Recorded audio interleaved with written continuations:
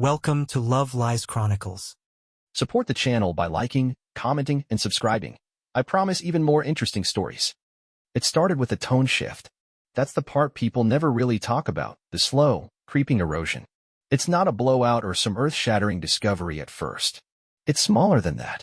Like noticing your favorite chair feels a little colder when you sit in it. Like the way she stopped waiting up for me even though I came home at the same time every night.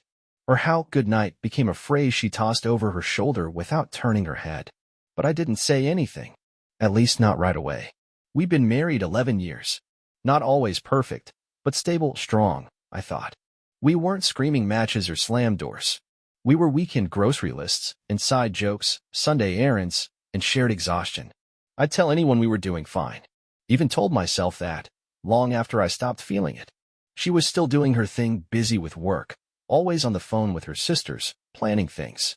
I made sure the bills were handled, the car was serviced, the yard didn't look like a jungle.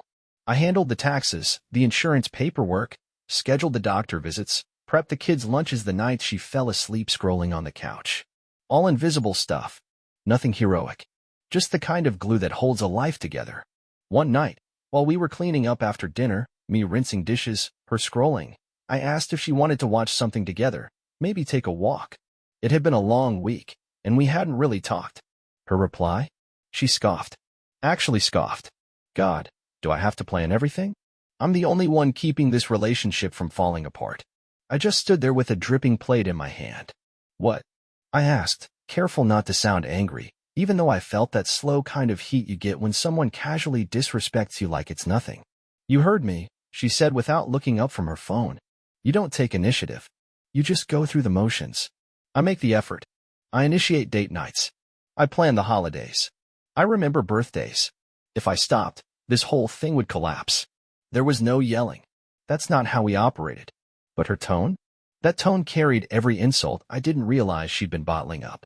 And that's when I decided, okay, let's see. Let's see what it actually looks like when I step away. Because here's the thing, when you're in it, when you're constantly doing, carrying, smoothing things over, you stop noticing how much of the load is on your back. You don't even think about how your effort's invisible, until someone decides to erase it altogether. So I gave her what she asked for. Silence. Space. Autonomy. I stopped filling in the blanks. Didn't remind her about her dad's birthday. Didn't double-check that the mortgage autopay was still linked to her new card. Didn't stop her from forgetting her niece's graduation gift. When her calendar alert for her cousin's baby shower pinged and she asked me if I RSVP'd, I just shrugged. I thought you were the only one keeping this going, I said simply. She paused at that. I could see the wheels turning. But pride's a hell of a thing. She blinked, adjusted her voice to something airy and self-assured, and said, exactly. Which is why it's still working. But it wasn't. Not really. That weekend, she hosted a small dinner party for her friends, for couples, mostly from her office, and a woman named Chloe she used to work with years ago. I kept it cordial. Did my part. Cooked the steaks. Topped off wine glasses. Played the gracious husband role just fine. But near the end of the night, as people lingered over dessert, the conversation turned to relationships. One of the guests, Greg, asked how we kept the spark alive. Oh, it's all me, she laughed too quickly. I'm the event planner, the therapist, the scheduler, the everything. He just shows up. Everyone laughed. I didn't. I just smiled, poured her another glass of Cabernet, and made eye contact for a little too long. That moment, right there, was when I decided to let it play out. To really see how far she wanted to take this version of the story where I was just some background figure. Where she was the lone savior of a marriage she didn't even bother to nurture anymore. That night, as she slept peacefully, I laid awake wondering how long it would take for the scaffolding she stood on to crack. And I wasn't planning to catch her when it did. The first few days after I stepped back, she didn't seem to notice. Or maybe she just chalked it up to me being in one of my quiet moods, the kind she used to interpret as introspective instead of observant. I still did what needed to be done, just the bare minimum. The obvious stuff. But the small, invisible acts? The ones she never saw until they were missing? I let those fall. I didn't remind her that her car registration was due by Friday. I didn't fix the glitchy hallway light she'd mentioned offhand the week before. When her favorite coffee creamer ran out, I didn't go out at 10 at night to get it like I always did. It sat there on the shopping list for 3 days until she finally noticed. Did you forget the creamer? she asked while stirring her black coffee with a spoon like it had insulted her. No, I said, sipping mine. It's on the list. She blinked like she expected more. A reason, an apology, an offer to run out and get it. I didn't give her one. That was the first chip. A minor inconvenience, but it rattled her more than it should have. She was used to me smoothing the path before she even realized it was rough. The second came a few days later when her mother called in a panic. Apparently, she had forgotten to pick up the gift for her niece's engagement party, and the boutique had closed early. Normally, I would have had it wrapped and in the trunk of the car a day in advance. But this time, I just let her fumble through the excuse while I sat across the room organizing receipts, quietly tracking which cards had which charges. I could feel her staring at me, not with anger, with unease. Like maybe, just maybe, she was beginning to realize how much of the relationship's machinery had been powered by me, even if the engine looked like hers on the outside. Still, she didn't say anything. Pride again. It's a stubborn thing. Then came the dinner plans. Her sister was coming into town, and we were supposed to host. She'd told me about it a month ago. In one of those conversations she assumed I'd remember without a calendar invite. Normally, I'd have followed up a week ahead, cleaned the guest room, made sure the wine she liked was stocked, prepped the menu options, checked in with her about any allergies or food preferences her sister's new boyfriend might have. Instead, I did nothing. That Friday, she came home to a house that looked exactly the same as it did every other day. "You didn't get the guest room ready?" she asked, standing at the doorway with that edge in her voice that used to sting but now barely grazed me. I didn't even look up from my laptop. "You never mentioned when they were arriving. I told you a month ago, and then never followed up. I shouldn't have to follow up. I shut the laptop. Right? Because you do everything, remember?" The silence that followed was one of those thick, uncomfortable ones that sticks to your skin. Her mouth opened, then closed. No witty comeback. No sarcastic jab. Just the slow realization that she was standing in a mess she couldn't pretend someone else created. By the time her sister arrived, she had retreated into performance mode. Big smiles, fake laughter, overcompensating like a hostess trying to win back her Yelp rating. I played along. Wasn't petty. Wasn't cold. Just absent in the way she had claimed I'd always been. And yet, even then, she couldn't admit what was happening. A week later, I came home to find her sitting at the dining table with her planner, her phone, and 3 to-do lists laid out in front of her. Her shoulders were tight. Her hair was pulled back the way she always did when she needed to feel in control. She didn't say anything for a moment, just looked at the list, then up at me. "Are you doing this on purpose?" she asked finally. I leaned on the back of the chair across from her. "Doing what? You know what? Just disengaging, watching me drop the ball and saying nothing." "I thought I was already doing nothing," I said. "At least, that's what you told everyone." She went quiet, not out of submission, but confusion. It's hard to fight someone when they're not throwing punches. Harder still when you realize they never did, and maybe you just imagined the whole war. The irony, of course, was that she hadn't stopped saying I was disengaged. But now she meant it. Now she felt it. And she was struggling, not because I was punishing her, but because, for the first time, she was carrying the weight she said had always been hers. And it was heavier than she thought. It was subtle at first. The cracks didn't show up all at once. They spiderwebbed out from small mistakes, moments she'd normally shrug off, but now couldn't seem to manage. A double-booked meeting. Forgetting to RSVP to her cousin's baby shower. Leaving the oven on too long and burning a batch of muffins she promised for the office brunch. Her default response had always been to blame the chaos. "It's just been a crazy week. I'm stretched too thin. People expect too much from me." But the truth? The real reason behind the unraveling? There was no safety net anymore. I'd always been the fallback. The guy who would quietly correct, remind, reschedule, reorder, fix. A second brain she could rely on without acknowledgement. Not anymore. It came to a head when her boss emailed her late one Wednesday night. Something about a missing attachment, a pitch deck that never got submitted. She stood in the hallway staring at her phone like it had betrayed her. "I could have sworn I uploaded it," she mumbled, fingers trembling slightly. I was sitting on the couch, finishing up some budget revisions on my laptop. She looked at me like she wanted help, like she expected me to offer. I didn't. After a beat, she added, "Didn't I ask you to remind me to send that today?" "You might have," I said, not looking up. "I've stopped keeping track." She didn't say anything. just stood there for a long moment before disappearing into the office. The next morning, she left for work early without saying goodbye. The creamer was gone again. So was the yogurt she liked. She hadn't restocked it, and I hadn't reminded her. She texted me at lunch. "Everything okay between us?" I let it sit for a few hours before replying. "You tell me." It wasn't meant to be cold. It was just honest. She built a narrative where I was passive, uninvolved, a weight she dragged around while single-handedly keeping the relationship alive. She had no idea how many times I had kept her from drowning in her own disorganization, no clue how often I had steered our lives gently back on track without demanding credit. But now, the gaps were obvious. Now, she was trying to juggle without realizing I'd been the one catching the balls before they hit the ground. Things got worse when her best friend Rachel stopped over on a Saturday afternoon. I was working on a home repair project in the garage when I heard them talking on the back patio. "She forgot to pick up Ellie from soccer," Rachel said, her voice just loud enough for me to catch. "What?" my wife asked. "Ellie. Last Saturday. I was there. Her coach had to call you, remember?" I thought you were picking her up," she said, defensive. Rachel's tone was gentle but edged with something sharper. "No, we talked about it. You said Dan was taking care of it. But he wasn't even there." There was a pause. "You okay?" Rachel asked.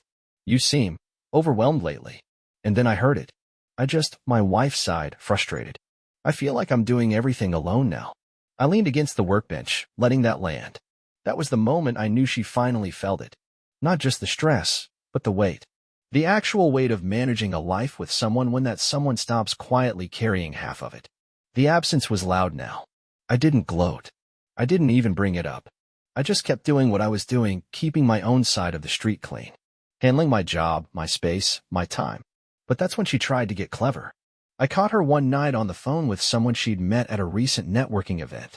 His name came up casually the week before, Evan or Ethan or something. A finance guy. New in town. Married, I think. At first, it was innocent. Or so I thought. But then I overheard her talking to him late one night after she thought I was asleep. She was whispering too soft to catch the words, but her tone was different. Light.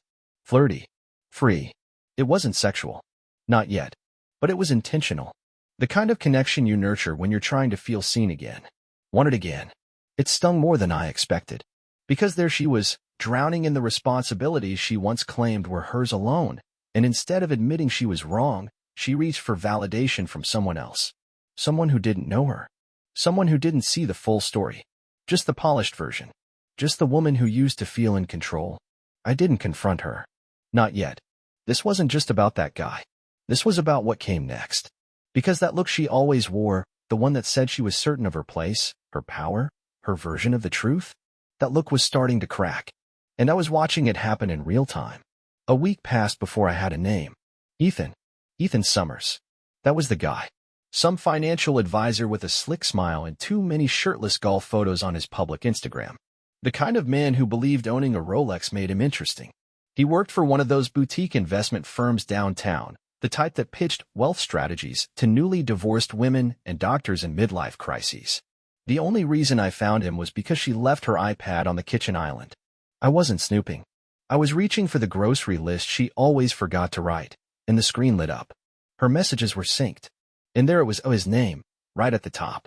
No password. No Face ID. Just two people playing pretend on a stage made of text bubbles. The last message she'd sent him? "I just don't feel like he sees me anymore. I'm tired of carrying everything. With you, it's easy." No mention of what she was carrying. No recognition of the man doing 80% of the background labor in her life. No accountability. Just a pretty little lie she could wrap around herself like a warm coat of justification. And Ethan? He ate it up. Maybe it's time you stop being the only one putting in effort. Or maybe you're with the wrong man. I stood there, staring at that glowing screen, feeling my jaw lock and unlock slowly. Not because of the flirting. Not even because of what it implied. It was that she'd fed him my silence, my restraint, my deliberate step back, and twisted it into neglect. She didn't tell him she'd begged to be the martyr. She didn't say she insisted she was the glue holding us together. She just played the victim. And him? He thought he was the rescue plan. I didn't rage. I didn't send a message. I didn't break the iPad or confront her when she came home that night, humming to herself with a boutique bag hanging off her wrist. Instead, I took a walk. Just a long, deliberate walk through our neighborhood where every house looked a little too manicured and every marriage probably had its own quiet fractures. That's when the betrayal started to take shape, not just hers. Because 2 nights later, her friend Rachel called me. It was late. I almost didn't pick up. Dan, she said, hesitating. Can I talk to you about something uncomfortable? I stepped outside, closing the sliding door behind me. Go ahead. She sighed. I think you should know about Ethan. Silence. I wasn't going to get involved, she continued. But he was at a dinner last weekend with some friends of mine. Apparently, he's been bragging about this complicated woman he's seeing. Said her husband is checked out and that she's basically on the market again. He laughed about it, called it a challenge. I felt something tighten in my chest. Not quite pain, not quite anger, just confirmation. Rachel's voice dropped. She told me she needed emotional space, that you were smothering her. I didn't question it, but now I realize she was priming me, just like she's probably been doing to everyone else. I didn't say much, just thanked her. But that call, that was the final piece, because it meant this wasn't just about Ethan or her. This was about the way she had been painting me, methodically, quietly, dishonestly, creating a narrative she could use as a ladder to climb out of the relationship when it got inconvenient, even if it meant stepping on my shoulders on the way up. And I knew what I had to do. The next day, I printed everything. Screenshots of her messages. A full log of Ethan's social media posts that matched the dates and times she claimed she was at yoga or meeting with clients. I wasn't going to weaponize them, not yet. But I wanted the truth preserved. For myself. For the day she tried to rewrite the story again. When I came home that evening, she was at the dining table with her laptop open, hair up, glasses on. She looked tired, flustered. The strong, put-together version of her was cracking like porcelain that had been dropped too many times and glued back together with stubbornness. We need to talk, she said before I could even take off my coat. Okay, I replied calmly. I feel like things are falling apart. You feel that now? I asked. She flinched. Just a little. I think we need to recalibrate, she said, using one of those therapist-approved words she loved to throw around when she wanted a reset without admitting guilt. We've both been slipping. I've had a lot going on, and maybe I've leaned too hard on outside distractions. I raised an eyebrow. Distractions? She hesitated. I mean, connections that probably shouldn't have gone as far as they did. There it was. An admission without substance. I nodded. That's fair. She blinked, surprised I wasn't yelling. Not crying. Not pleading. But what could I say? The truth was, I didn't need an apology. I already had a plan. And this moment where she almost confessed, almost came clean, almost offered a path forward, this was exactly what I needed to see. Because the woman who once claimed to carry everything couldn't even carry the weight of her own decisions. And I was done being the scaffolding. She called in sick the next day. Didn't say much. Just sat at the edge of the bed with her phone in one hand and a blank stare fixed on the wall like she'd forgotten how mornings worked. I didn't press her. I wasn't interested in conversations designed to elicit comfort. She needed something, sure. But I wasn't giving it to her anymore. Not my attention, not my emotional labor, and definitely not my sympathy. That was the difference between her and me. When I was hurting, I still showed up. Still did the work. She curled inward and waited to be rescued. She spent most of the day in the guest room. I'd moved there 3 nights ago, not out of anger, but clarity. I didn't need to share a bed with someone whose lies were still warm in her mouth. By evening, she emerged, like a ghost in sweatpants and a hoodie, hair pulled back in a way I hadn't seen since our early 20s. No makeup, no filter. Just the raw version of her, tired and shaky and on the verge of tears. I need to ask you something, she said, standing at the kitchen island where I was finishing up dinner. I didn't stop slicing the vegetables. Okay. She hesitated. Are you going to leave me? I paused mid-cut, then set the knife down carefully. Why do you think I would? She looked away, her voice breaking slightly. Because I screwed up. And I've made you feel like you don't matter. Like I don't need you. You didn't make me feel that way, I said. You told me that. She winced. I let the silence stretch just long enough. She took a deep breath. I stopped appreciating you a long time ago. I think I convinced myself I was doing everything because I needed to feel important. But now I don't even know what's real anymore. I just feel exhausted. It was the closest thing to honesty I'd heard from her in months. I didn't nod, didn't soften. just looked at her and said, "You wanted to prove you were carrying the whole thing. You got your chance." She opened her mouth to reply but couldn't find the words. Instead, she turned and walked to the living room and sat in the dark with the TV off, staring at nothing. That was Friday. By Sunday, she was trying harder, cooking breakfast, folding laundry, even suggesting we go out for coffee like we used to. I went along with it. Not because I believed the act, but because I needed to see where she'd go with it. She started deleting messages on her phone, thinking I hadn't already seen them. She unfollowed Ethan on every platform. She began logging off early from work, texting me from the office with emojis and "how's your day?" like we were still in year 3 of our marriage and hadn't been through a storm of denial and deflection. But you can't tape over a shattered mirror and expect your reflection to look the same. That Wednesday night, I sat her down at the same table where she once laughed in front of our friends and claimed I'd just show up. I had everything ready. A folder with timelines, screenshots, her own words, her rewritten history preserved. She knew. As soon as I placed it on the table, her face drained. "You knew," she whispered. For a while, tears welled in her eyes. "Why didn't you say anything?" "Because I wanted you to show me who you really were." Her mouth trembled. "It wasn't real. I said things I didn't mean. I just wanted, I don't know, to feel in control again."